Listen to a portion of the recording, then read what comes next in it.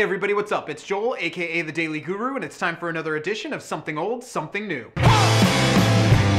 Today for Something Old, we're going back to another one of my all-time favorite records, but this one also has a little bit of sentimental meaning to me. It's the posthumous 2003 release from Joe Strummer The Mescaleros, and it's called Streetcore. When Joe Strummer tragically and suddenly passed away 9 years ago today, he was in the middle of finishing off his last album with his new band, The Mescaleros, and it would be one of his best. The songs are still filled with that fierce yet somehow inviting demeanor that defined his entire career, and Streetcore boasts everything from solo acoustic numbers to some of the finest all-out rock and roll tunes he ever released. After hearing Streetcore, it becomes obvious that like Muddy Waters and John Coltrane, it was at the end of his career that you were able to experience the true extent of Joe Strummer's talents. Whether it's the infectious funk of Get Down Moses, the soft beauty of Burnin' Streets, or the all-out rock and roll majesty of songs like All in a Day and Coma Girl, throughout every single one of his performances, you can hear that there's this new energy, this new freedom to everything that Joe Strummer is doing. Yet, even when the songs themselves are a bit more relaxed maybe than a majority of his earlier work,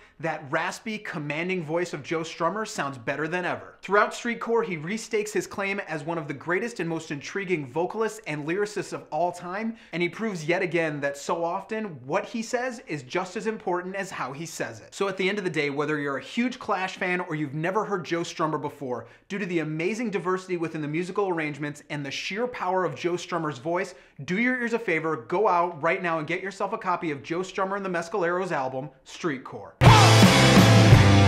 Alright everybody, today for something new, we're going to talk about an album that came out earlier this year. The name of the band is Butcherettes, and the album is called Sin, Sin, Sin. From the very opening notes of this album, it completely defies description. It has this unique keyboard bounce to it, but at the same time, there's this uneasy tension that runs throughout every single song. That leads to this being the sort of record that gets better as it goes. At every single turn, the band is deploying new sounds, and their variety in musical structures and approaches is far beyond what anybody else is doing in the current music scene. There's everything from synth pop to songs that border on heavy metal to these almost Patti Smith-esque artsy numbers, and it's the fact that they're able to play so well in every single one of these styles that makes this record so intriguing. It's the energy that runs throughout every single song that makes it a cohesive unit, and yet at the same time there's this pop sound and sensibility that runs throughout every single song that makes it absolutely impossible to categorize this music. The intensity within the vocals from Terry Genderbender are so far beyond anything that's been done in years, and for that fact alone you need to check out this record. And yet at the same time, it doesn't take long at all to realize that she's one of the wittiest and outright smartest lyricists alive today. It's the way that her vocals feed off the energy of the band and just create almost this controlled mayhem that you have to experience firsthand to properly appreciate. It's the contrast between the upbeat bounce that these songs have and the unsettling vibe that runs underneath them that makes these songs so intriguing, and I just can't say enough about the sheer level of creativity in every single aspect of this record. So regardless of what your personal music preference might be, as long as you like good music, Le Butcherettes' album Sin, Sin, Sin is a 100% buy it. So that's what I got for you guys today. I hope you dug it. If you did, go ahead and click subscribe, go ahead and click like, go ahead and leave a comment, whatever you want to do.